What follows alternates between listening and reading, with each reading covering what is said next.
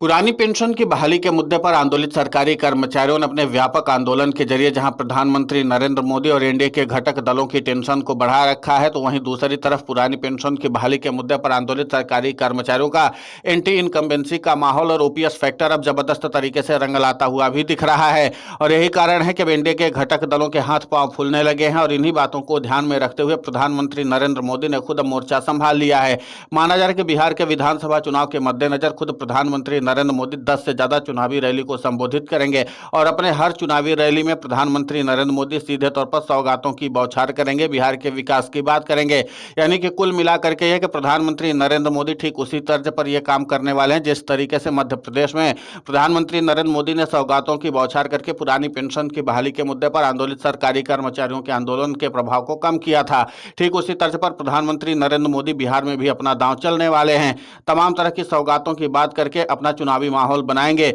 और इसी के साथ अगर बात करें बिहार के मुख्यमंत्री नीतीश कुमार की, तो मुख्यमंत्री नीतीश कुमार हर दिन 2 से 4 चुनावी रैली को संबोधित करेंगे और जबरदस्त तरीके से राज्य सरकार की योजनाओं का बखान करेंगे ताकि पुरानी पेंशन की बहाली के मुद्दे पर आंदोलित सरकारी कर्मचारियों के शोर को दबाया जा सके। इसके अलावा बीजेपी के राष्ट्रीय अध्यक्ष जेपी नड्डा की 2 दर्जन से ज्यादा चुनावी रैली होने वाली है। खुद केंद्रीय गृह मंत्री अमित शाह भी इसमें शामिल हैं, यानी कि स्टार प्रचारकों की सूची में शामिल हैं। इसलिए माना जा रहा है कि लगभग उनकी 20 से 22 चुनावी रैली जो है वो बिहार में होने वाली है। इसके अलावा चिराग पासवान भी होंगे, केंद्रीय मंत्री जीतन राम मांझी भी होंगे। इसके अलावा केंद्रीय मंत्रियों की एक अलग से टीम तैयार की जाएगी और एक अलग से पैनल भी बनाया जाएगा जिसमें केंद्रीय स्तर के मंत्री और वरिष्ठ सांसदों को जगह दी जाएगी और ये सभी चुनावी रैली को संबोधित करेंगे। यानी कि प्रधानमंत्री नरेंद्र मोदी जोन वाइज या संभाग वाइज सीधे तौर पर चुनावी रैली को संबोधित करेंगे, तो वहीं पर केंद्रीय गृह मंत्री अमित शाह की बात करें और बीजेपी के राष्ट्रीय अध्यक्ष जेपी नड्डा की बात करें तो उस पूरे रेंज को कवर करने की कोशिश करेंगे, यानी कि 2 से 3 जिलों को कवर करने की कोशिश करेंगे।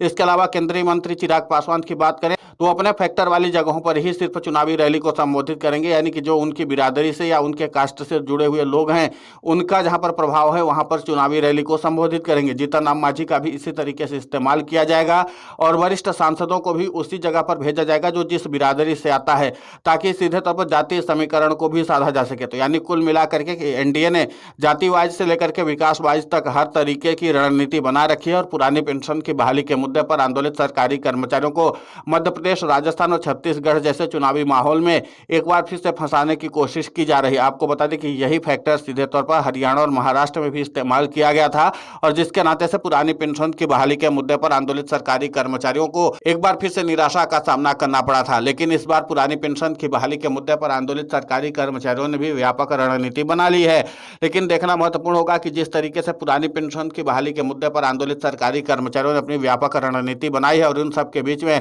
प्रधानमंत्री नरेंद्र मोदी ने खुद अपनी 10 से ज्यादा चुनावी रैलियों को आगे रखा है। 10 से ज्यादा चुनावी रैलियों का मतलब यह है कि सीधे तौर पर प्रधानमंत्री नरेंद्र मोदी अब अपने बनाम सरकारी कर्मचारी की लड़ाई को करने वाले हैं। तो जाहिर सी बात है कि सरकारी मशीनरी के साथ सरकारी कर्मचारियों की सीधी लड़ाई देखने को मिल रही है। सबसे महत्वपूर्ण बात यह है कि पुरानी पेंशन की बहाली के मुद्दे पर आंदोलित सरकारी कर्मचारी जहां एनडीए के घटक दलों को भी अपने निशाने पर ले रहे हैं, तो वहीं दूसरी तरफ सबसे बड़ी चुनौती यह है कि पुरानी पेंशन की बहाली का मुद्दा जबरदस्त तरीके से बिहार में जोर पकड़ना शुरू कर चुका है। माना जा रहा है कि जब विपक्षी दलों की ओर से पुरानी पेंशन की बहाली के मुद्दे को और भी ज्यादा हवा दी जाएगी तब इस मामले की असली रंगत भी देखने को मिलेगी। तो कुल मिलाकर के यह है कि पुरानी पेंशन की बहाली का मुद्दा एक बार फिर से प्रधानमंत्री नरेंद्र मोदी को घुटने टेकने के लिए मजबूर कर सकता है। देखना महत्वपूर्ण होगा कि जिस तरीके से बिहार का सियासी समीकरण तैयार हुआ है और इस बार तमाम राजनीतिक विश्लेषकों ने इस बात को मानना स्वीकार कर दिया है कि जिस तरीके से पुरानी पेंशन की बहाली के मुद्दे पर आंदोलित सरकारी कर्मचारियों ने अपने व्यापक कैंपेनिंग की है, उस व्यापक कैंपेनिंग के असर के नाते से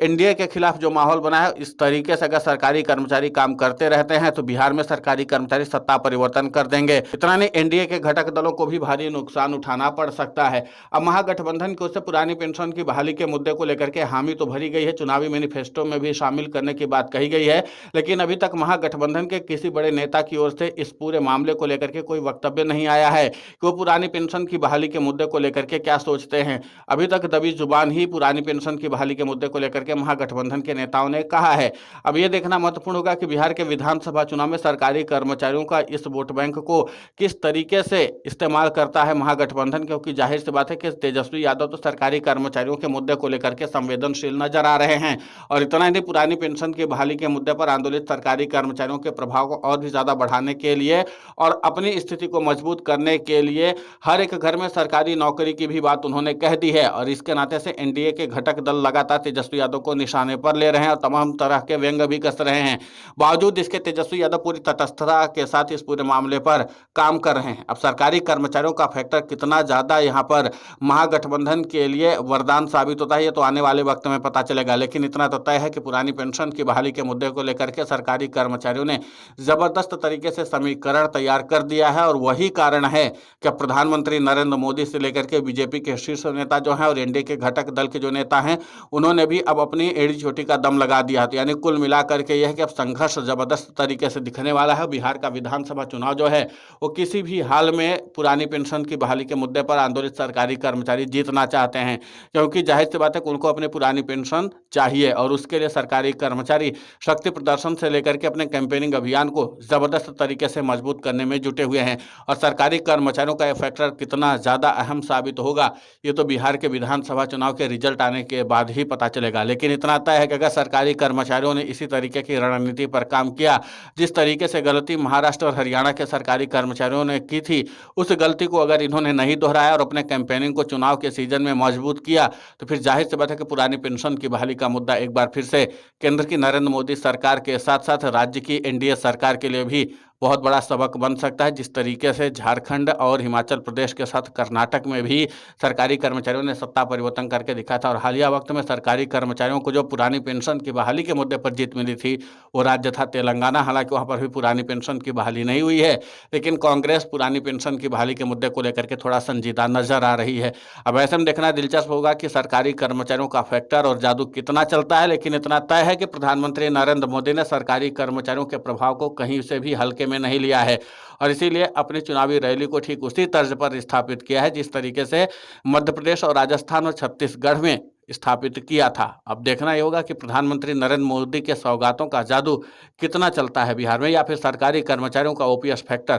करिश्मा दिखाता है। फिलहाल इस पूरे घटनाक्रम को लेकर के आपकी प्रतिक्रिया बहुत महत्वपूर्ण होती है, आप हमें कमेंट करके जरूर बताएं। साथ ही पुरानी पेंशन की बहाली के मुद्दे पर हम लगातार आंदोलित होकर के खबरें चला रहे हैं। आप हमारे समर्थन के लिए चैनल को सब्सक्राइब करें, खबर को ज़्यादा से ज़्यादा शेयर करें ताकि पुरानी पेंशन की बहाली का मुद्दा और बुलंद हो।